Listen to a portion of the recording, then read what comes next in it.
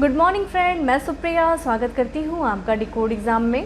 Friend, आज daily current affairs की class में हम डिस्कस करेंगे 3 सितंबर से रिलेटेड जो भी न्यूज़ हैं, जो भी इवेंट्स हैं जो हमारे एग्ज़ाम के लिए इम्पॉर्टेंट हैं, हम यहाँ उन्हें एक एक करके डिस्कस करेंगे। फ्रेंड, क्लास स्टार्ट करूँ उसके पहले मैं आपका 1 से 2 मिनट लेना चाहूँगी। फ्रेंड, मुझे बहुत अच्छा लग रहा है, मुझे आप लोग का बहुत ज़्यादा सपोर्ट, बहुत ज़्यादा प्यार मिल रहा है, मुझे सच में बहुत अच्छा लग रहा है। आप लोग काफ़ी अच्छे अच्छे कमेंट्स करते हैं, मुझे जब भी टाइम मिलता है मैं आपके कमेंट्स को पढ़ती हूँ और उनका रिप्लाई भी करती हूँ। फ्रेंड, आप लोगों से एक छोटी सी रिक्वेस्ट मेरी ये है फ्रेंड कि जब भी मैं क्लास कर रही होती हूँ, जब मैं क्लास में क्वेश्चंस को रीड करती हूँ तो और क्वेश्चंस के बाद मैं कुछ क्वेश्चंस के साथ कुछ क्रॉस क्वेश्चंस को करती हूँ। तो फ्रेंड, जो वो क्रॉस क्वेश्चंस का जिस दिन मुझे सारे बच्चे जो ये वीडियोस देख रहे हैं, मेरे सारे फ्रेंड जो ये वीडियोस को देख रहे हैं, जिस दिन उस क्रॉस क्वेश्चंस का आंसर कमेंट बॉक्स में करने लगेंगे, उस दिन मुझे लगेगा कि मुझे सच में आप लोग सपोर्ट कर रहे हैं। उस दिन मुझे लगेगा कि हाँ, जितनी मेहनत मैं आप लोग के लिए कर रही हूँ, आप भी मेरे साथ उतनी ही मेहनत कर रहे हो। सच में फ्रेंड, मैं उसी दिन का वेट कर रही हूँ।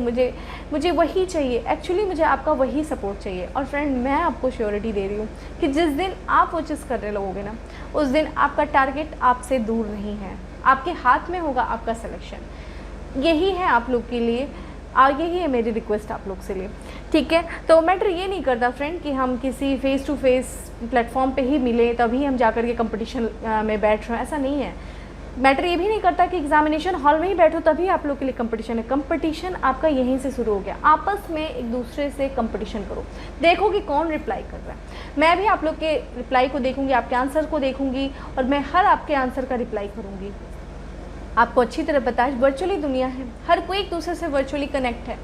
आप ये छोड़ो, पूरी दुनिया की अर्थव्यवस्था, पूरी दुनिया चल रही वर्चुअली चल रही। देखा जाए तो अभी हम लोग रिसेंटली पढ़ रहे हैं कि आपस में जो कंट्रीज़ हैं वो आपस में जो समिट्स कर रही हैं, जो मीटिंग कर रही हैं, वो वर्चुअली कर रही हैं। तो क्या मतलब, जब पूरी दुनिया वर्चुअली आपस में मिल करके पूरी दुनिया चला सकती है तो ये तो छोटा सा एग्ज़ाम है फ्रेंड।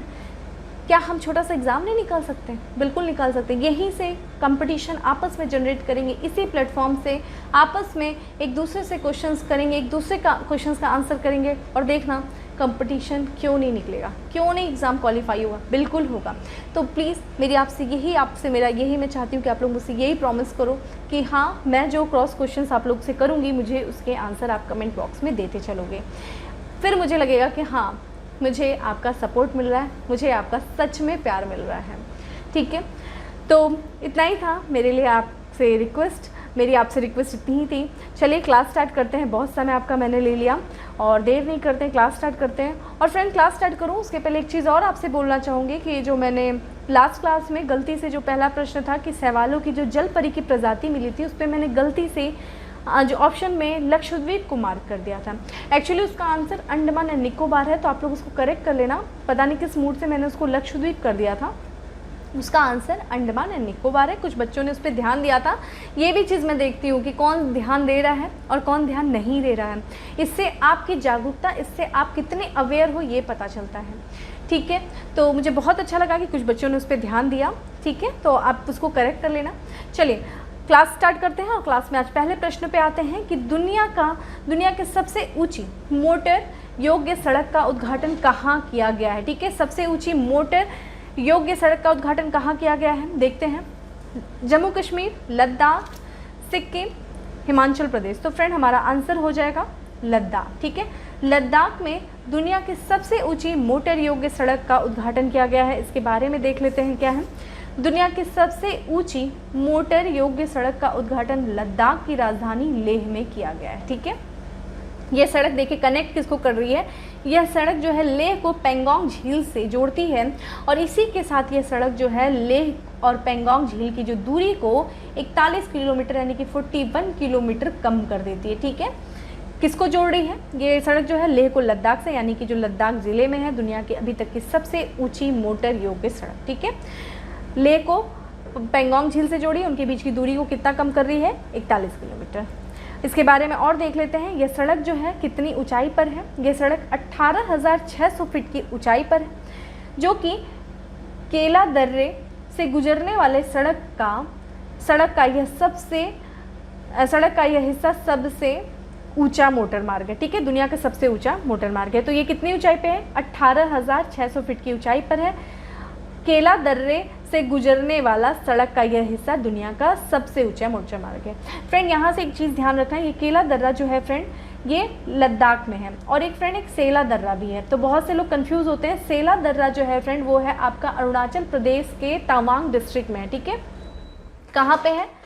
तवांग डिस्ट्रिक्ट में है। तो ध्यान रखिएगा, यहाँ से देखिए दो आपको दर्रे पता चल गए। एक तो आपको केला दर्रा जो कि लद्दाख में है, दूसरा आपका सेला दर्रा जो कि अरुणाचल प्रदेश के तवांग डिस्ट्रिक्ट में है। तो देखिए दर्रे से प्रश्न आता है, ज्योग्राफी के मैच द फॉलोइंग आ जाता है।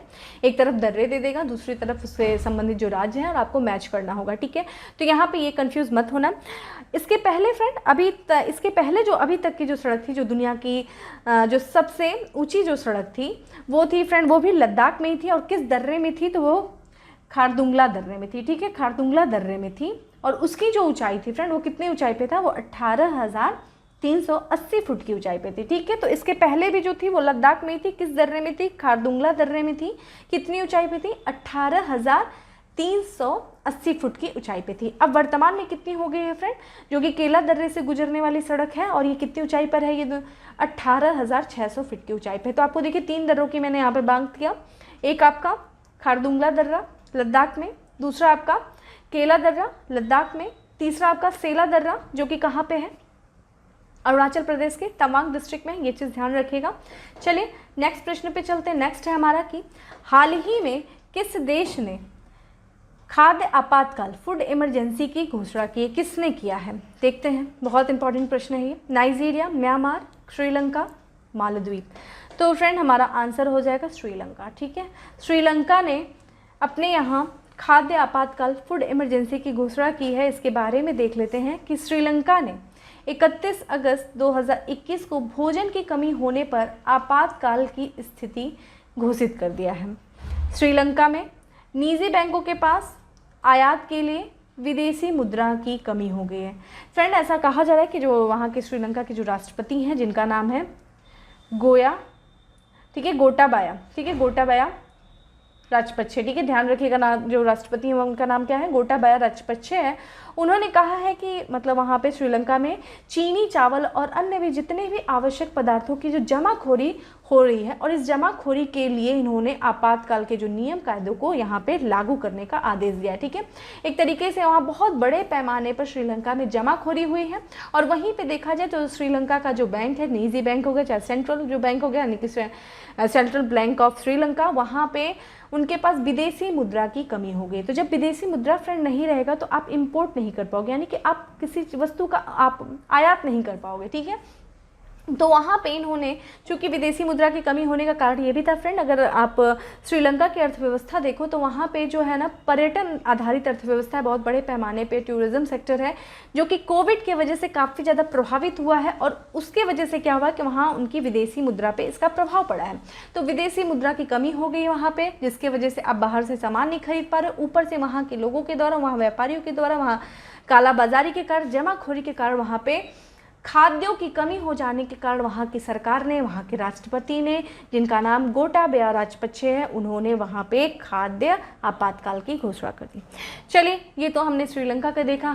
मेरा क्वेश्चन ये है कि बताइए भारत में संविधान के किस अनुच्छेद में वित्तीय आपातकाल की बात की गई है, और क्या भारत में वित्तीय आपातकाल लगा है, और अगर लगा है तो कब लगा है? चलिए कमेंट बॉक्स में मुझे ये आंसर करिएगा। नेक्स्ट प्रश्न पे चलते हैं। नेक्स्ट प्रश्न बहुत ज़्यादा इंपॉर्टेंट है, बहुत बार मतलब काफ़ी समय से ये चर्चा में बना रहा है। तो ये है मेकेदातु परियोजना। मेकेदातु परियोजना किस राज्य से संबंधित है? बहुत इंपॉर्टेंट प्रश्न है फ्रेंड, स्टार बना लो। करंट से भी है, ज्योग्राफी से भी रिलेटेड है।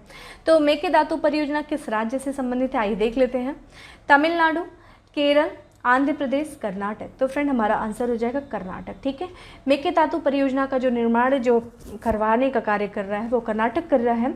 इसके बारे में देखा जाए तो पहली बात तो थोड़ा सा ये मैप देख लो। देखो ये कर्नाटक है फ्रेंड, और ये तमिलनाडु है, और ये जो मेकेदातु परियोजना है ये इन्हीं दोनों राज्यों के बीच में विवाद का कारण बना है, ठीक है। चूँकि जो कर्नाटक है वो कावेरी नदी पर मेकेदातु परियोजना का निर्माण करवा रहा है, ठीक है। तो और ये जो इन दोनों के बीच में जो बॉर्डर है, कर्नाटक और तमिलनाडु के बीच में जो बॉर्डर है, उसी पे ये परियोजना बन रही है।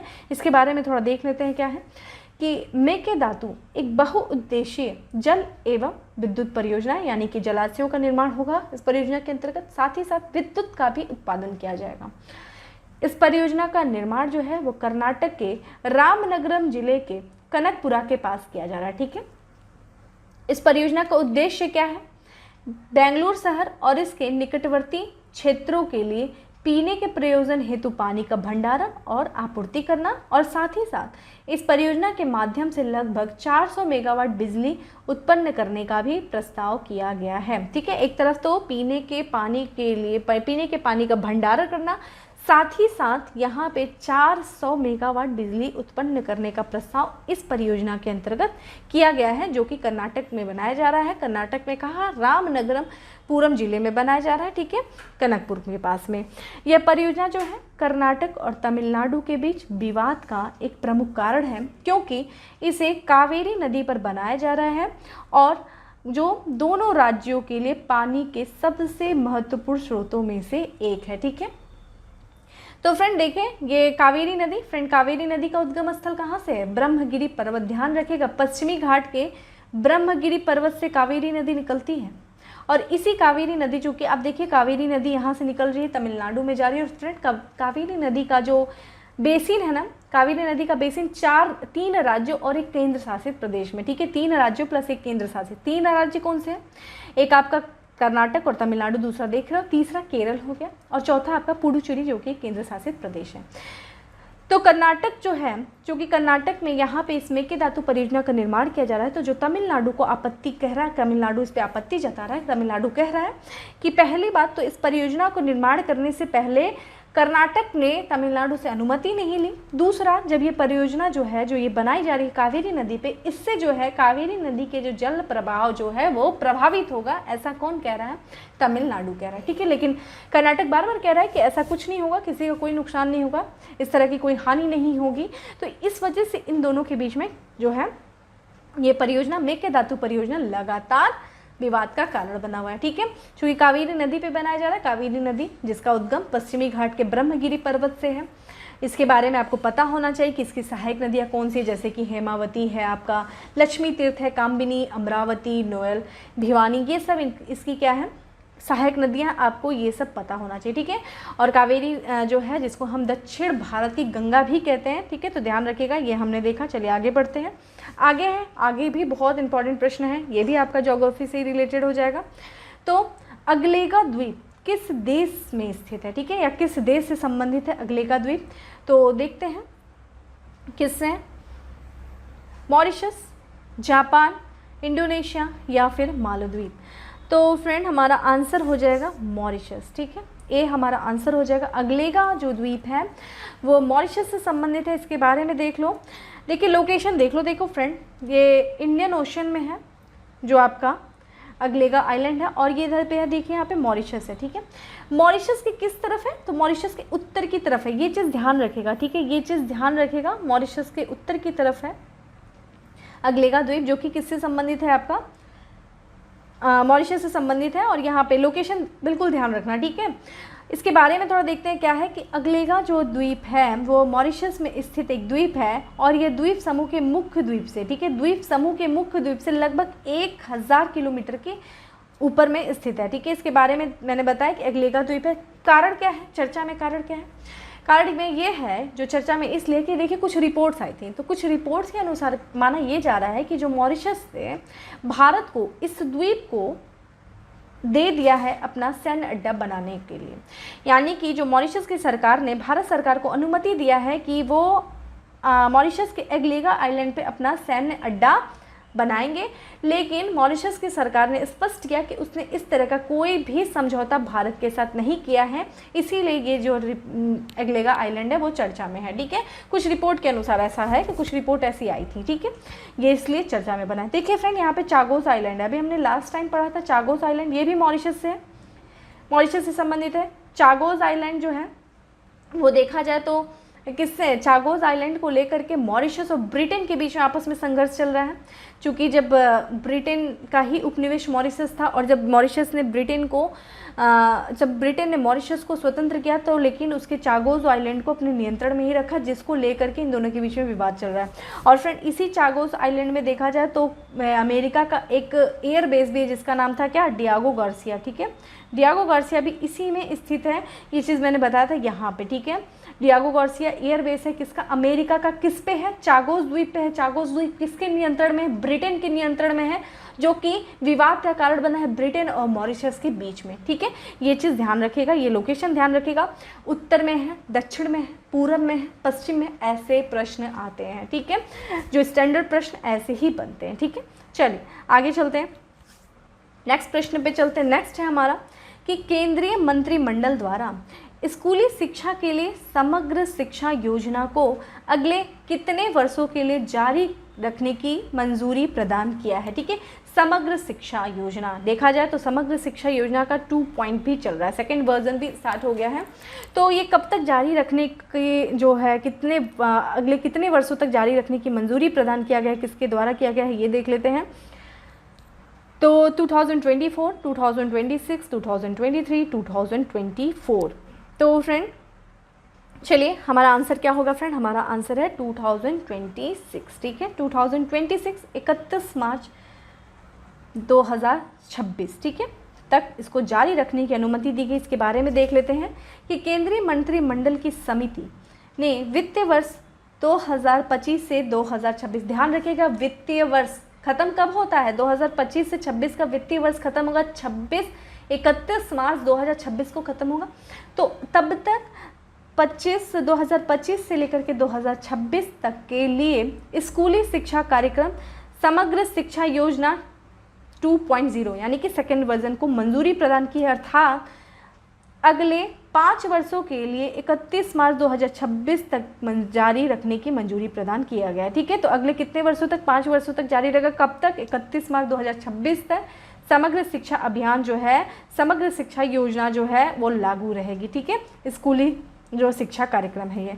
समग्र शिक्षा योजना के बारे में पढ़ लेते हैं, कब स्टार्ट हुई थी, कब लागू किया गया था। तो समग्र शिक्षा योजना जो है वो स्कूली शिक्षा के सभी स्तरों पर समावेशी और समान गुणवत्तापूर्ण शिक्षा सुनिश्चित करने के लिए पूर्व विद्यालय जैसे प्री स्कूल से 12वीं कक्षा तक के सभी पहलुओं को शामिल करने के लिए एक एकीकृत योजना है।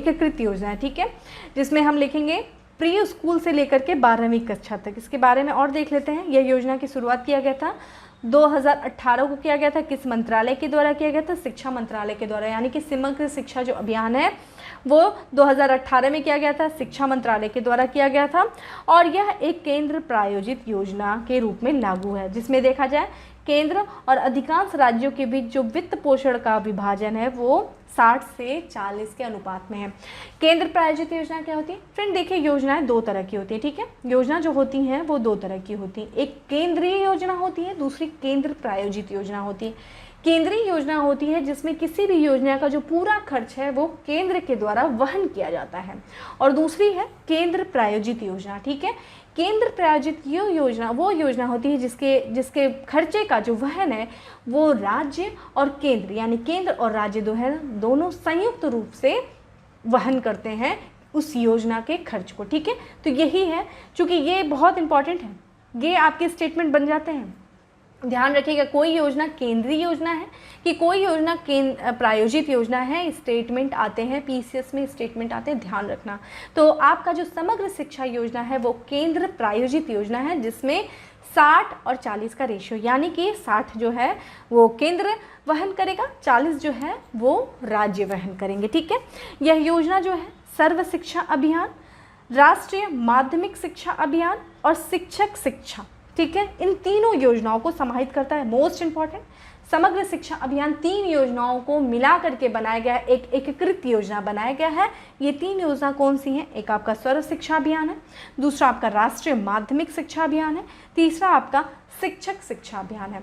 ठीक है, तो ये था हमारे लिए सर्व शिक्षा अभियान, जो कि कब तक है? हमारे 2026 तक। ठीक है, और आपके पास अगर ये प्रश्न आ जाए कि वित्तीय वर्ष भी आ जाए तो 25 और 26 ध्यान रखना। ठीक है, 26-27 मत करके चले आना। चलिए, प्रश्न है मेरा एक, कमेंट बॉक्स में आंसर मुझे चाहिए कि भारत के संविधान में, यानी कि जो कॉन्स्टिट्यूशन ऑफ इंडिया है, उसमें किस अनुच्छेद में, किस भाग में, किस अनुच्छेद में राइट टू एजुकेशन की बात की गई है? और भारत के संविधान में राइट टू एजुकेशन को किस कॉन्स्टिट्यूशन अमेंडमेंट, यानी कि किस संवैधानिक संशोधन के द्वारा जोड़ा गया था, किस वर्ष जोड़ा गया था? मुझे आंसर चाहिए। ठीक है, चलिए आगे बढ़ते हैं। और आगे हमारा नेक्स्ट प्रश्न है कि देश में ई कचरे से निपटने के लिए किस संस्था द्वारा ई सोर्स, यानी कि इलेक्ट्रॉनिक सोर्स नामक एक ऑनलाइन प्लेटफॉर्म विकसित किया जा रहा है? ई कचरे से निपटने के लिए किससे कौन कर रहा है? IIT Roorkee, IIT Kanpur, IIT Madras, IIT Bombay. तो फ्रेंड, हमारा आंसर हो जाएगा आईआईटी मद्रास। ठीक है, आईआईटी मद्रास के द्वारा एक ऑनलाइन प्लेटफॉर्म विकसित किया जा रहा है जो कि ई कचरे से निपटने का कार्य करेगा। ठीक है, इसका नाम क्या है? E resource. ठीक है, आइए इसके बारे में देख लेते हैं। आईआईटी मद्रास द्वारा ई रिसोर्स नामक ऑनलाइन प्लेटफॉर्म विकसित किया जा रहा है। ध्यान रखिएगा, ई रिसोर्स आ जाए तो ई रिसोर्स जो है वो एक आपका ऑनलाइन प्लेटफॉर्म है जो कि किससे निपटेगा? इलेक्ट्रॉनिक कचरे से निपटेगा। किसके द्वारा विकसित किया जा रहा है? आईआईटी मद्रास के द्वारा। ऐसे चीज़ें याद करो। ठीक है, तो आईआईटी मद्रास के द्वारा एक ई रिसोर्स नामक प्लेटफॉर्म बनाया जा रहा है, ऑनलाइन प्लेटफॉर्म बनाया जा रहा है जो उपयोग आएगा इलेक्ट्रॉनिक कचरे से निपटने के लिए। ठीक है, यह पहल जो है वो दुनिया भर में जो सालाना उत्पन्न होने वाले 53.6 मिलियन टन ई कचरे के पुनर्चक्रण, यानी कि रिसाइकल में मदद करेगा। पूरे सालाना, यानी कि एक वर्ष में पूरी दुनिया में कितने ई कचरे जो हैं, इलेक्ट्रॉनिक कचरे निकलते हैं भाई? वो निकलते हैं 53.6 मिलियन टन लगभग निकलते हैं। इस पहल का नेतृत्व कौन कर रहा है? इस पहल का नेतृत्व कर रहा है Indo German centre for sustainability, ठीक है, द्वारा किया जा रहा है। ठीक है, आइए थोड़ा सा भारत में देख लेते हैं, भारत की स्थिति क्या है ई कचरे के मामले में। तो भारत दुनिया का तीसरा सबसे बड़ा ई कचरा उत्पादक है। मोस्ट इंपॉर्टेंट, जो मैं पॉइंट इंपॉर्टेंट बोलती हूँ ध्यान रखना, दुनिया में जो तीसरा सबसे बड़ा उत्पादक है ई कचरे का वो भारत है, और मात्र उसका 5% ही जो है केवल वो पुनर्चक्रण कर पाता है। देख रहे हैं ये कितना बड़ा पर्यावरण चुनौती है, बहुत बड़ा ये चुनौती है अपने आप में, ई कचरे को रिसाइकल करना। और भारत जो कि तीसरा सबसे बड़ा उत्पादक है आपका किसका? ई कचरे का, और मात्र 5% ही वो रिसाइकल कर पा रहा है। बहुत बड़ी चुनौती है ये।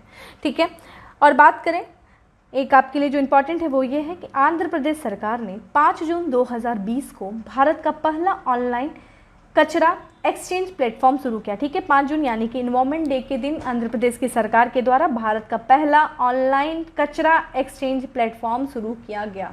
ठीक है, तो आपको यहाँ पे देख लीजिए, जहाँ जहाँ मैं स्टार्ट कर रही हूँ यहाँ से प्रश्न स्वाभाविक है बनना। ठीक है, चलिए आगे देख लेते हैं। आगे क्या है हमारे लिए? लड्डू वितरण योजना की शुरुआत किस राज्य में किया गया है? ये डायरेक्ट फैक्ट्स वाले प्रश्न है। लड्डू वितरण योजना किस राज्य में शुरू किया गया है?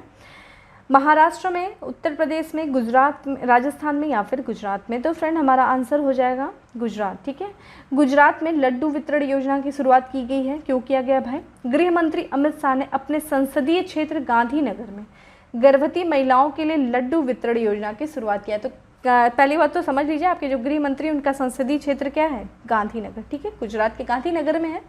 वहाँ पे इन्होंने गर्भवती महिलाओं के लिए एक योजना चलाई है जिसका नाम है लड्डू वितरण योजना। उद्देश्य क्या है भाई? इस योजना के अंतर्गत क्या किया जाएगा?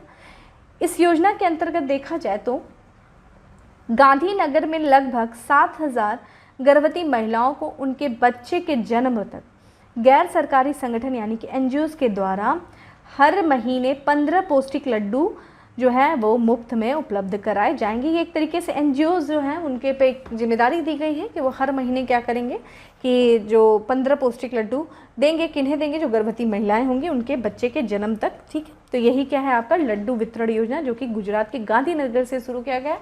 और गांधीनगर किसका संसदीय क्षेत्र है? गृह मंत्री अमित शाह का। ठीक है, चलिए नेक्स्ट प्रश्न पे चलते हैं। नेक्स्ट भी प्रश्न बहुत अच्छा है। भारत की पहली हरित हाइड्रोजन इलेक्ट्रोलाइजर, ठीक है, ग्रीन हाइड्रोजन इलेक्ट्रोलाइजर निर्माण इकाई कहाँ स्थापित की गई है? कहाँ की गई भाई? भारत की ये पहली है हरित हाइड्रोजन इलेक्ट्रोलाइजर, तो कहाँ किया गया देख लेते हैं। बेंगलुरु, चेन्नई, हैदराबाद या फिर भोपाल।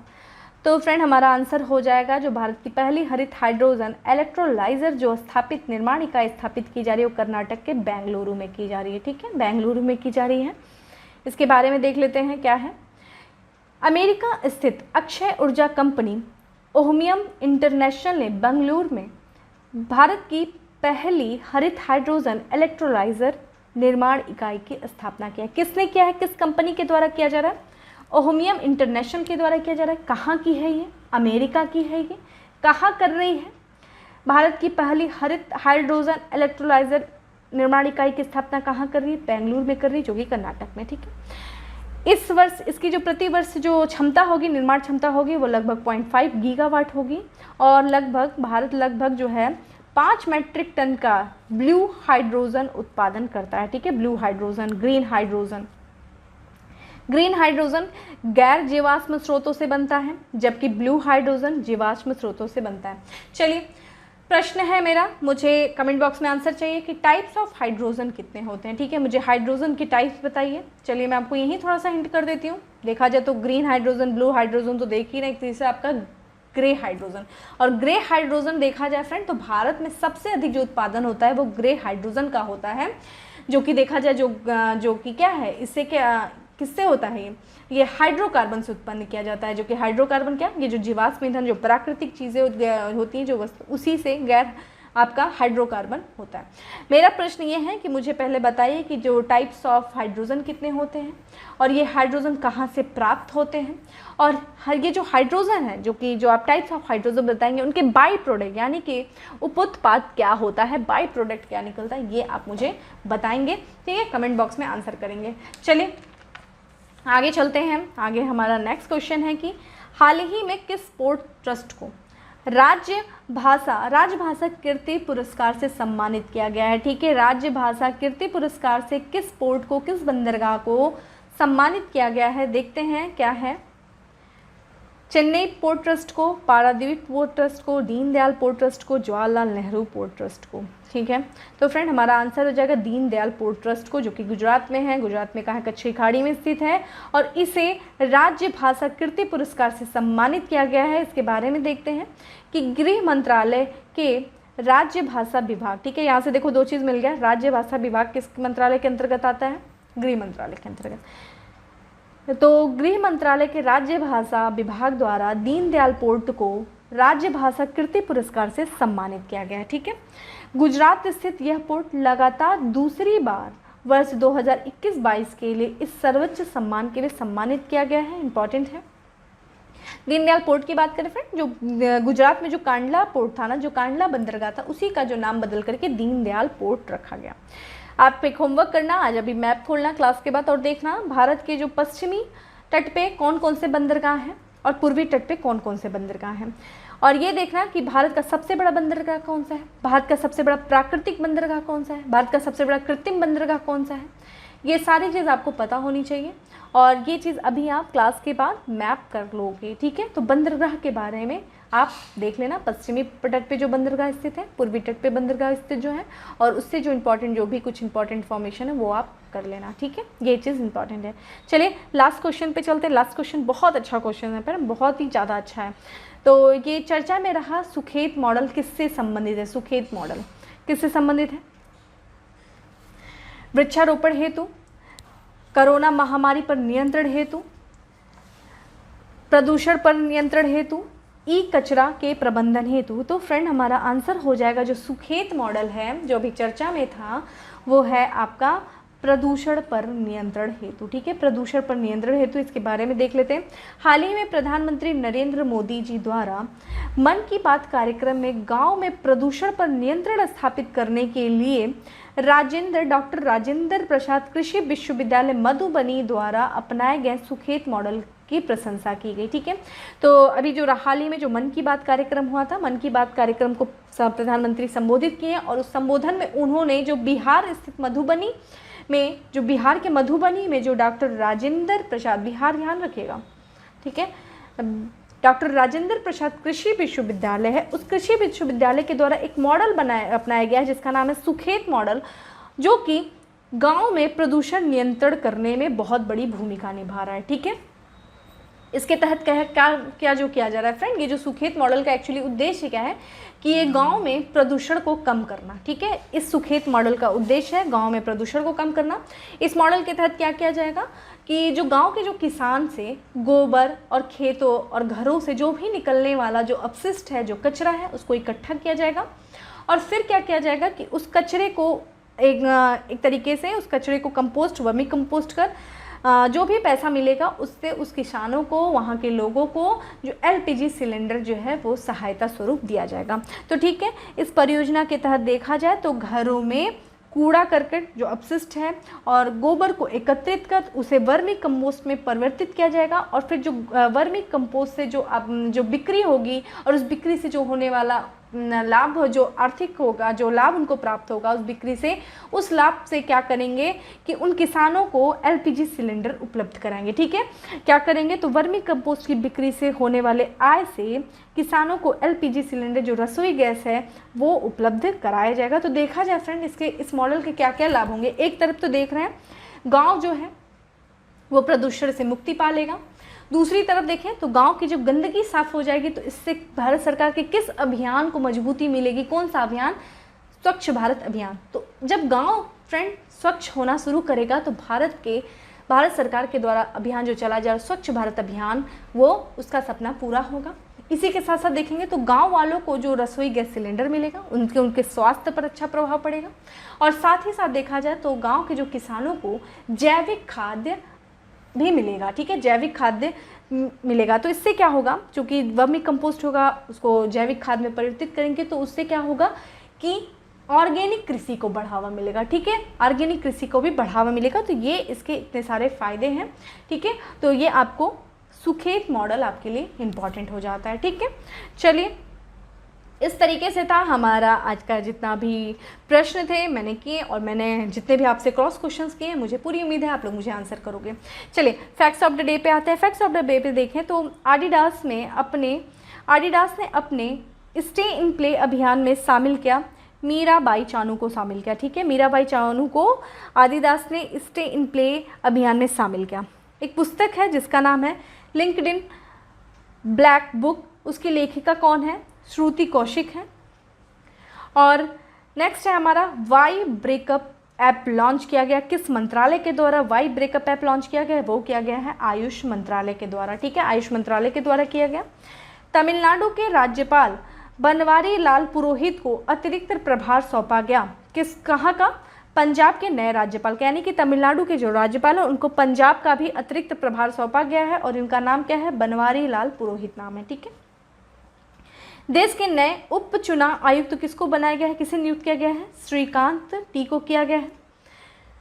भारत और जर्मनी की नौसेनाओं ने 26 अगस्त 2021 को संयुक्त नौसेना अभ्यास आयोजित किया। कहाँ पे किया? अंडमान की खाड़ी में किया। मैप खोल के देख लेना अंडमान की खाड़ी कहाँ पे है। ठीक है, दक्षिण अफ्रीका के दिग्गज तेज गेंदबाज क्रिकेट के सभी प्रारूपों से संन्यास की घोषणा किया। किसने किया? डेल स्टेन ने किया। ठीक है, लोगों को मुफ्त पानी देने वाला देश का पहला राज्य कौन सा होगा फ्रेंड? गोवा होगा, लोगों को मुफ्त पानी देने वाला देश का पहला राज्य।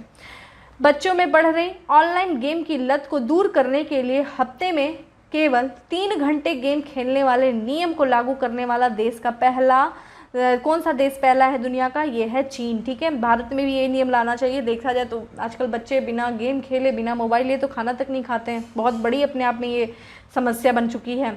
तो चीन की सरकार ने इसको रेगुलेट करते हुए हफ्ते में मात्र 3 घंटे ही गेम खेलने की अनुमति देने वाला नियम बनाया है और ये चीन के द्वारा किया गया है। मध्य प्रदेश में भारत माता का मंदिर वीर के रूप में बनाया गया, कहाँ पे? भोपाल में। ठीक है, तो ध्यान रखिएगा, भारत माता मंदिर जो है वीर के रूप में भोपाल में बनाया जा रहा है, मध्य प्रदेश के भोपाल में। नेक्स्ट है हमारा उत्तर प्रदेश स्पेशल। बहुत ज़्यादा आप लोग की डिमांड रहती है उत्तर प्रदेश स्पेशल को लेकर के। ठीक है, तो देख लेते हैं उत्तर प्रदेश स्पेशल में क्या है। उत्तर प्रदेश सरकार ने मांस और शराब की बिक्री पर पूर्ण रूप से प्रतिबंध लगा दिया फ्रेंड, मथुरा में। ठीक है, अभी बहुत ये डिबेट में चल रहा है, इसको लगातार फॉलो करना। लगातार सुप्रीम कोर्ट का, खासकर अभी इलाहाबाद हाई कोर्ट वगैरह का भी इस पे लेकर के कुछ वो आए, बात चल रही है इसको लेकर के। बहुत जो आपका गाय का मांस हो गया, ये सब को लेकर के बहुत इंपॉर्टेंट ये चल रहा है डिबेट आपस में। तो जो सरकार है वहाँ की, उत्तर प्रदेश की सरकार ने जो मांस और शराब की बिक्री पर जो पूरी रूप से प्रतिबंधित किया है वो मथुरा में किया है। बखीरा पक्षी बिहार को रामसर साइट में शामिल करने हेतु उत्तर प्रदेश सरकार द्वारा प्रस्ताव भेजा गया, यह अवस्थित है। तो बखीरा पक्षी बिहार जो कि एक रामसर साइट में शामिल करने का प्रस्ताव उत्तर प्रदेश के द्वारा भेजा गया, उत्तर प्रदेश सरकार के द्वारा भेजा गया, ये स्थित है संत कबीर नगर। तो फ्रेंड हम लोग ये भी देख लेते हैं कि अभी हाल ही में 4 नए रामसर साइट शामिल किए गए हैं भारत में, जिसको टोटल हो गया भारत की 46 साइट। तो उनके बारे में देख लेते हैं कौन कौन से वो 4 साइट्स हैं। यहीं पे देखिए 2 हरियाणा से थे और 2 आपके गुजरात से थे। तो 2 जो हरियाणा से थे उनका नाम क्या है? सुल्तानपुर राष्ट्रीय उद्यान, ये एक शामिल किया गया, और दूसरा था भीड़ावास वन्यजीव अभयारण्य। ठीक है, हरियाणा के 2 थे। देखा जाए ये जो भीड़ावास वन्यजीव अभयारण्य हरियाणा की सबसे बड़ी जो है वो है आपकी वेटलैंड जो है। ठीक है, सबसे बड़ी आर्द्र भूमि हरियाणा की। कौन सी? भीड़ावास वन्यजीव अभयारण्य। तो 2 है, एक आपका सुल्तानपुर राष्ट्रीय उद्यान हो गया, दूसरा आपका भीड़ावास वन्यजीव अभयारण्य हो गया, और 2 आपके गुजरात से किए गए, जिसका एक नाम है आपका थोल झील वन्यजीव अभयारण्य है, और लास्ट है आपका वाधवाना आर्द्र भूमि क्षेत्र है। तो ये जो 4 है ना, ये किए गए हैं। इसी के साथ भारत में 46 रामसर साइट्स हो गई हैं। ये चीज़ इंपॉर्टेंट है आपके लिए, सारी चीज़ें ध्यान में रखो। यूनेस्को की भी लिस्ट तैयार रखो। 40 क्लब में भारत शामिल हो गया है। मैंने आपको बताया 2 अभी शामिल किए गए थे। कौन कौन से किए गए थे? आपका रामप्पा टेम्पल तेलंगाना का, जिसे रुद्रेश्वर टेम्पल भी कहते हैं, और दूसरा आपका हड़प्पा की पहली साइट शामिल की गई जिसका नाम है धोलावीरा। ये सब आपको तैयार होना चाहिए, एकदम प्रिपेयर्ड हो जाओ एग्जाम के लिए। ठीक है, और देख लेते हैं और क्या है उत्तर प्रदेश स्पेशल में। एक आपका देखिए महाभारत कालीन पांडव टीला जो अब आइकॉनिक साइट बनने जा रहा है, स्थित है मेरठ में। ठीक है, ये भी इंपॉर्टेंट है आपका, आइकॉनिक साइट बनने जा रहा है। मध्यकालीन जो महाभारत कालीन जो है पांडव टीला कहाँ पे है? मेरठ में है। देश की सबसे हल्की और मजबूत बुलेट प्रूफ जैकेट बनाई गई है जो कि 8.7 किग्रा की है, वो है कानपुर में बनाया गया। ठीक है, इसके पहले माना जा रहा था कि लगभग 10 किलो की थी, और यह है जो 8.7 किग्रा की है, देश की सबसे हल्की और मजबूत बुलेट प्रूफ जैकेट। नेक्स्ट है हमारा श्री राम जन्मभूमि तीर्थ क्षेत्र ट्रस्ट द्वारा मंदिर का निर्माण कार्य पूरा करने की योजना बनाई गई है। जो आपके अयोध्या में जो मंदिर निर्माण किया जा रहा है उसको जो 2023 तक पूरा करने की योजना बनाया गया है, किसके द्वारा? श्री राम जन्म तीर्थ ट्रस्ट के द्वारा। ठीक है, राज्य सरकार द्वारा कोरोना से अनाथ हुए बच्चों के लिए जो योजना चला रही है, जो योजना का शुभारंभ किया है, उसका नाम है बाल सेवा योजना। तो बाल सेवा योजना वो योजना है जो कोरोना के दौरान जिन बच्चों ने अपने माँ बाप को खो दिया, वो अनाथ हो गए, तो इन अनाथ हुए बच्चों को उत्तर प्रदेश की सरकार के द्वारा जो सहायता दिया जाएगा उसका नाम है बाल सेवा योजना। ठीक है, तो फ्रेंड इस तरीके से था हमारा आज का सेशन। हमने अपना लगभग जितने भी न्यूज़ थे जो हमारे एग्जाम के लिए इंपॉर्टेंट थे, हमने एक एक करके डिस्कस किया। और फ्रेंड जितना मैंने आपसे जो रिक्वेस्ट किया है, मुझे पूरी उम्मीद है आप लोग उसको मतलब पूरा मुझे निराश नहीं होने दोगे, मैं यही कहूँगी। आप लोग सपोर्ट करोगे जैसे कि अभी तक करते आए हो। तो फ्रेंड आज का सेशन इतना ही, फिर मिलेंगे नेक्स्ट सेशन में। तब तक के लिए bye, have a good day, stay safe and stay happy.